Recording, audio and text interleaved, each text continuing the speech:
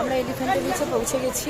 এখানে সমস্ত রকম ওয়াটার অ্যাক্টিভিটিস হয়, স্নর্কেলিং হয়, স্নান করা যায়। তো আমরা আজকে স্নান করব এখানে, এটাই ঠিক করেছি। এটাই এলিফ্যান্টা বিচ, তোমাদের সাথে আবার শেয়ার করে নিচ্ছি, দেখে নাও।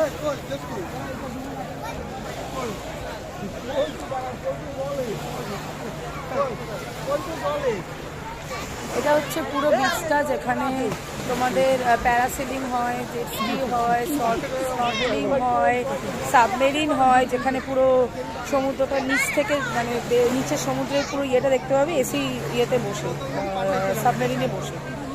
আর এখানে চার্জ হচ্ছে সাবমেরিনের ৩,৫০০ টাকা, প্যারাসেলিংয়ের চার্জ হচ্ছে ৩,৫০০ টাকা। প্রত্যেকটাই এক্সপেন্সিভ।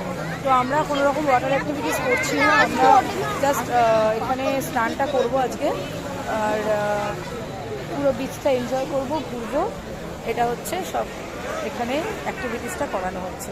ঠিক আছে, সঙ্গে থাকো, আরও আপডেট দেওয়া হচ্ছে।